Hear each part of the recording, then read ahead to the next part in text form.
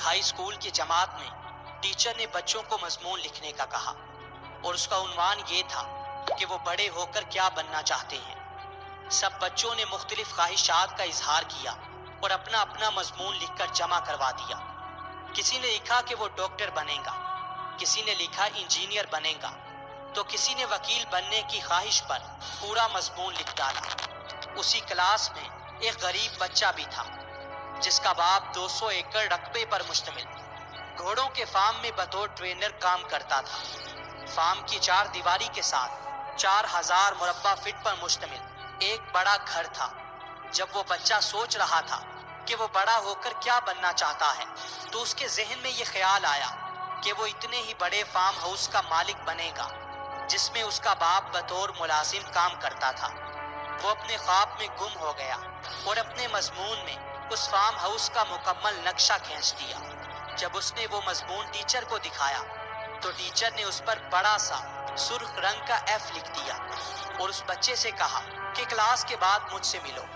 جب وہ بچہ کلاس کے بعد ٹیچر کے پاس پہنچا تو ٹیچر نے اسے ڈانٹا کہ تم ایک غریب شخص کے بیٹے ہو، لہٰذا اپنی اوقات سے بڑے سپنے مت دیکھو۔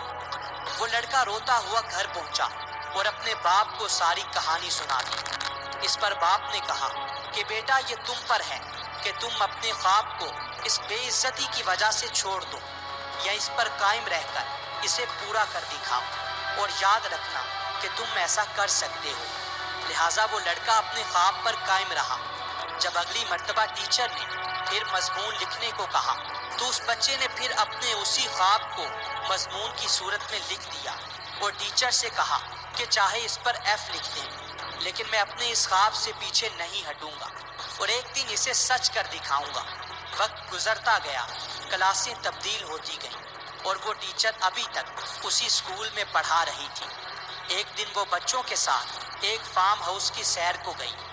سیر کرنے کے بعد جب وہ واپس آنے لگے تو فارم ہاؤس کے مینیجر نے کہا کہ فارم کے مالک آپ سے ملنا چاہتے ہیں۔ ٹیچر نے کہا کہ کیوں نہیں، اتنا بڑا آدمی ہم سے ملنا چاہے، ہم یہ موقع کیسے ضائع کر سکتے ہیں۔ جب فارم کا مالک ٹیچر کے سامنے پہنچا تو اس نے اسے فوراً پہچان لیا۔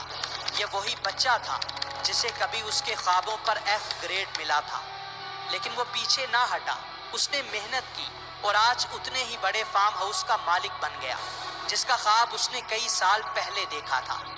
اسی طرح رگبی کا کھیل جیتنے کے بعد چیمپئن جم براؤن جب گراؤنڈ سے باہر نکل رہا تھا تو ایک چھوٹے بچے نے اسے آٹوگراف کے لیے روکا اور کہنے لگا کہ میں بھی بڑا ہو کر ایک چیمپئن بنوں گا۔